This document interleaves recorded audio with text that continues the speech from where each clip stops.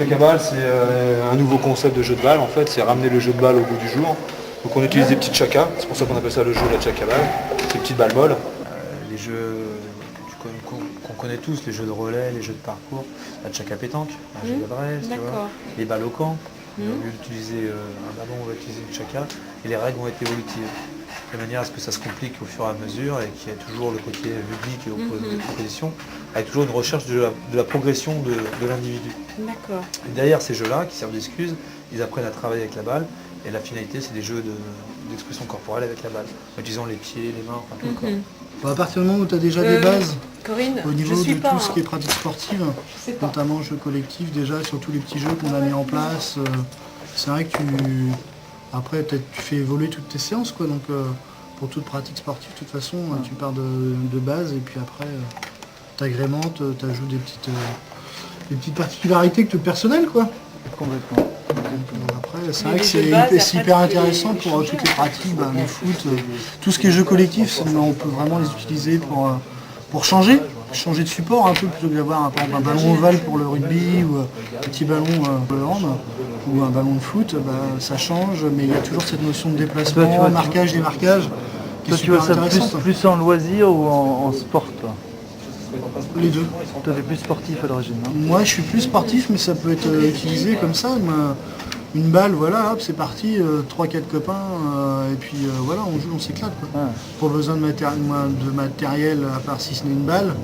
Puis voilà, quoi, un terrain, et puis point, quoi, dehors. Tu penses que c'est mixte comme activité? Largement. Largement, puisqu'il n'y a pas besoin de capacité physique énorme. Après, c'est quand on a fait les jeux collectifs, c'est du placement-déplacement. Donc après, c'est plus de l'intelligence de jeu, savoir se démarquer. On n'utilise pas la force. Parce que même sur le frappé, si on frappe fort, on l'a bien vu, on a plus de chances de rater la cible. Donc après, c'est vraiment plus de la technique pure. Donc, et c'est vrai qu'après, on apprend vraiment tout ce qui est coordination, quoi. Tu vois plus les jambes, les bras, la tête, tout le corps. On utilise vraiment tout le corps et c'est vraiment excellent. Tu le vois plus pour quel public, toi? Toi, t'as quel public ici déjà? Moi, j'ai le public plus 13-17, avec un peu de 11-13. Mais moi, pendant l'activité, je pensais aussi à ce qui pouvait être fait. Ça peut être fait dès les tout petits, quoi, dès les 6 ans. Quoi. Dès les 6 ans, même plus petits. Même, on peut commencer dès 4 ans. Après, avec des exercices adaptés, je dirais que ça peut... de 4 à 77 ans, on va dire. T'as quelle formation, toi? BESAPT, t'as multisport, avec une prédominance quand même plus pour les sports collectifs que les sports individuels. Mais après, non, j'aime bien un peu tout, quoi. Donc, c'est vrai que ça, tu le vois en scolaire, justement. Ah oui, complètement. Surtout sur le primaire, quoi. Surtout sur le primaire, où là, vraiment, on va pas travailler sur de la discipline pure. On va pas les faire travailler sur du hand, on va pas les faire travailler sur du foot, on va les faire travailler sur du jeu collectif. Donc on peut les amener sur le hand, avec des délimitations de terrain de hand, mais avec un support différent. Ça va être comme une chaka, ça va être sur autre chose, parce qu'on va les faire travailler. Bon, certes, on peut prendre par exemple une zone, dire que on n'a pas le droit d'entrer dans cette zone-là, mais on va aménager, on va mettre un but. Et le but, c'est pas forcément un but classique, ça peut être une coupelle, ça peut être un cercle, enfin des...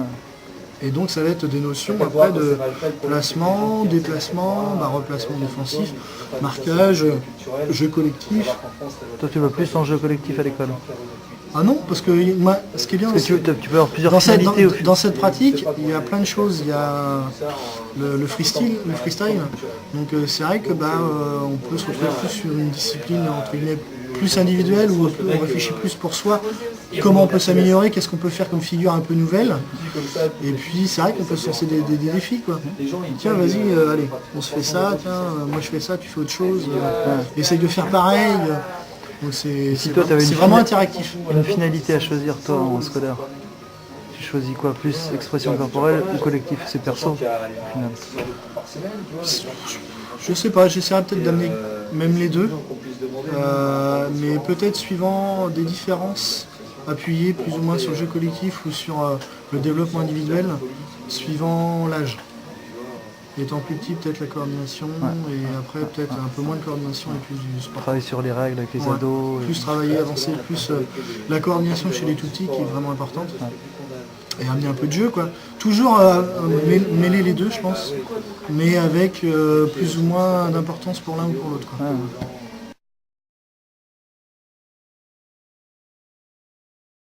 Pratique, facile d'accès. Ce qui est bien, c'est qu'on rentre relativement facilement dans l'activité. C'est-à-dire qu'on peut partir d'un niveau très faible et on évolue, quoi. On évolue facilement, ne serait-ce qu'un frappé et réceptionné sur un amorti. Au début on va pas y arriver, puis petit à petit on va y arriver, puis après on va amener autre chose. Donc on évolue facilement. Avec un tout petit peu de travail, mais sans plus de l'amusement. C'est vrai qu'on évolue facilement, on l'a bien vu sur la séance, quoi. Au début où on avait un petit peu plus de mal, et puis après ça part un peu dans tous les sens, parce qu'après on peut avoir un groupe avec différents niveaux, quoi. Et chacun progresse à sa vitesse, quoi. Donc après c'est bien parce que tiens, toi tu fais ça, est-ce que tu pourrais pas me montrer comment tu réussis, ainsi de suite, quoi. Donc ça permet aussi beaucoup l'échange.